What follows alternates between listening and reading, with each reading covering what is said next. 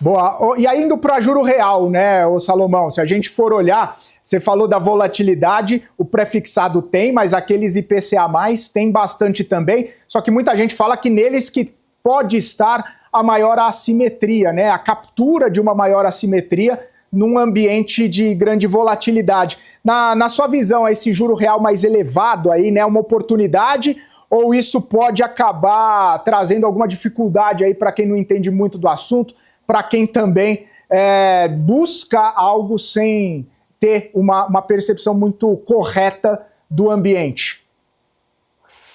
Então, falando de juro real, aqui títulos indexados à inflação, eles têm uma volatilidade menor do que o pré-fixado, se eu pegar para o mesmo prazo, né, a mesma duration ali, justamente porque ele tem aquela parcela em pós-fixada, né, que é indexada ao IPCA ou algum outro índice de preços, né, como o IGPM.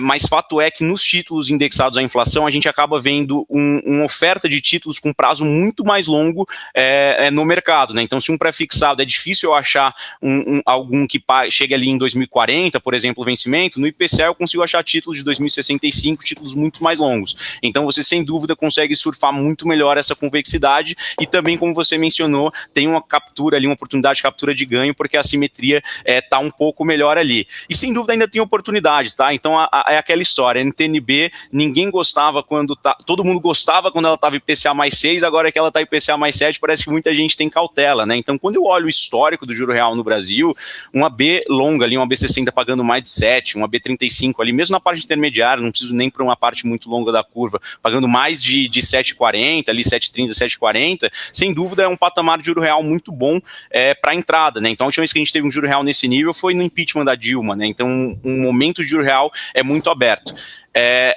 Esses títulos sofreram um pouco com carrego esse ano, até porque a gente teve uma inflação menor do que o esperado, as implistas seguem fechando também, mas isso não significa que não seja hora de entrar e não seja uma boa oportunidade de alocação. Como eu mencionei, o juro real é alto e a gente pode ter oportunidade em duas maneiras, né? Tanto no carrego desses títulos, afinal, eu tenho uma garantia de rentabilidade real e o Brasil é um país com histórico inflacionário, como eu posso surfar ali um fechamento de juro real, que é algo que deve acontecer nos próximos anos.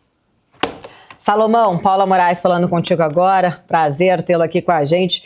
Ainda, né, tentando entender um pouco dessas oportunidades, né, vocês estavam falando ali sobre juro real, queria tentar entender um pouquinho ali no crédito privado, até porque a gente vê que talvez a situação ali ela é até parecida, né? Os spreads eles continuam bastante interessantes, mas também tivemos alguns eventos que foram relevantes ali no mercado que acabaram exigindo até mais cuidado. Onde que você enxerga ali prêmio que compense esse risco hoje? O que mudou de repente na análise de crédito também depois destes últimos episódios envolvendo aí grandes empresas? No universo de crédito privado a gente enxerga que tem bastante oportunidade, mas também o momento exige cautela, né? A gente viu, sobretudo em títulos high grade, um fechamento de spread de crédito muito forte ao longo desse ano. Isso deu muito também por conta da MP 1303 ali que tributava os ativos isentos. Então, uma maneira do governo tentar resolver esse imbróglio fiscal de maneira errônea pelo lado da arrecadação e não pelo lado do dispêndio, como deve ser feito. Mas fato é que a MP sofreu algumas alterações no Congresso, mas ela acabou caducando sem sequer ser votada, né? Então, o mercado já está reprecificando um pouco dos spreads ali. Recentemente a gente viu uma abertura, mas fato é que quando eu olho o retrato mais longo aí ao longo do ano, a gente viu um fechamento nos spreads de crédito. Todo mundo quer ganhar ali CDI mais 5 isento, mas não tem almoço grátis, né? Esses títulos mais high yield, eles têm muito risco embutido ali, né? Então, eu acho que o momento no crédito privado é de um pouco mais de conservadorismo e cautela e em nomes mais high grade, assim. Então, empresas que são capazes de gerar caixa mesmo num ciclo adverso como é o atual, empresas com alavancagem baixa, capacidade de desalavancar, né, com recebíveis e tudo mais, e que tem um track record comprovado, né? Então, indo nesses títulos mais high grade, a gente consegue ver uma oportunidade legal no universo de crédito privado. Até para o investidor pessoa física, quando eu falo do super high grade, ele negocia com spreads muito próximos do risco soberano, né? Então, das NTNBs e do DI futuro, seja um spread negativo, um pouco positivo ou até mesmo careca, mas quando eu coloco a isenção de imposto no jogo e faço o gross up, eu ainda consigo ver um prêmio bem interessante nesses ativos de crédito privado, mas sem dúvida existe conservadorismo na escolha do emissor em si. Uhum. E dentro dessa prateleira FDICs ali, CRIs, debêntures incentivadas, que espaço, né, esses ativos eles deveriam ter numa carteira já preparada para 2026?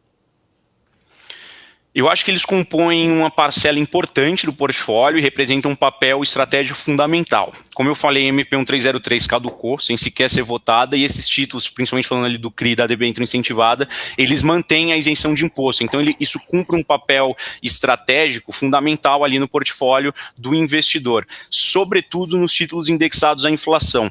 Por quê? Quando a gente olha ali títulos brutos e isentos no mesmo risco, e eu faço a equivalência deles usando a inflação implícita, pode parecer elas por elas, mas no momento que eu tenho uma surpresa inflacionária, ou seja, a inflação é maior do que o que o mercado estava projetando, isso, sinceramente, se tratando de Brasil, é algo que ocorre com bastante frequência, o ganho no título isento ele é muito maior, porque eu não tenho que repassar parte desse meu ganho via pagamento de tributo. Então, sem dúvida, esses títulos compõem um portfólio uma parte muito importante no portfólio do investidor, e além de ser uma fonte de funding muito, muito interessante ali para os emissores que acabam emitindo esses títulos também.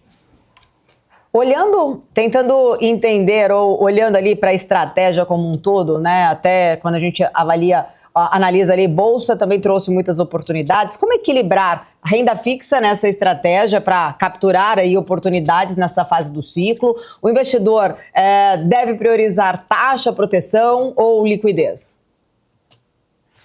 Eu acredito que seja um pouco de tudo, né? Nenhum nem outro. Sem dúvida, a proteção é muito importante. Como eu falei, a gente está com um momento de juro spot ali em 15%. Isso, sem dúvida, é uma faca na garganta ali de muita empresa, acaba sufocando bastante emissor. Então, o momento exige cautela e uma escolha de emissores sólidos que eventualmente não vão dar um default ou algo do tipo. A taxa, sem dúvida, a gente tem que olhar que dentre esses emissores bons, que você tem conforto em investir, quais aqueles que oferecem a melhor assimetria ali de risco-retorno, né? E sem dúvida a liquidez também. A liquidez ela é importante por dois fatores. Primeiro, uma eventual necessidade que o investidor tem, que ele precisa resgatar esse recurso, mas também é uma caixinha ali de oportunidade, né? Então, num cenário onde eu provavelmente terei muita volatilidade ano que vem por conta do cenário eleitoral, é importante ter ali parcela em liquidez, porque eventualmente vão surgindo oportunidades e eu consigo ali resgatar para fazer uma alocação que pareça interessante. Acabar aqui para a gente ir para a reta final da nossa entrevista, queria ouvi-lo sobre o que acaba sendo indispensável. A gente sabe que em dezembro muita gente olha, revê carteira, né? Começa a redesenhar, né?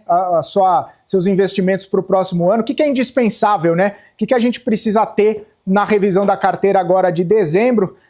Levando em conta também aquela máxima, né? Se você não mexe, você está comprando novamente aquele título. Se você não vende, você está comprado. Então, o que leva em consideração nesse finalzinho de ano para a revisão de carteira? É sempre importante considerar aqui que não pode ser nenhum dos dois extremos, né? Nem eu chegar muito apegado com aquela tese que eu já vi que não vai dar tão certo como eu imaginava e fico ali abraçado naquela posição, ou então só comprar e deixar Deus dará, mas eu também não posso ficar fazendo aquele giro muito maluco, né? Ou algo do tipo. É sempre importante estar de olho ali nas oportunidades, nos movimentos de mercado e rebalanceando conforme a gente vai tendo os acontecimentos. Como eu mencionei, o cenário é de um juro spot alto, de uma curva de juros aberta e de um juro real aberto. A renda fixa ainda representa um papel muito importante no portfólio de qualquer investidor, mas é sempre bom estar atento nesses movimentos de mercado. Como eu falei, a gente tem uma pequena amostra ali de volatilidade de 2026, que a gente espera para 2026 na sexta-feira, então sem dúvida tem que ter cautela, aquela parcela em caixa que eu falei, para sem dúvida surfar nessas oportunidades aí que vão aparecer.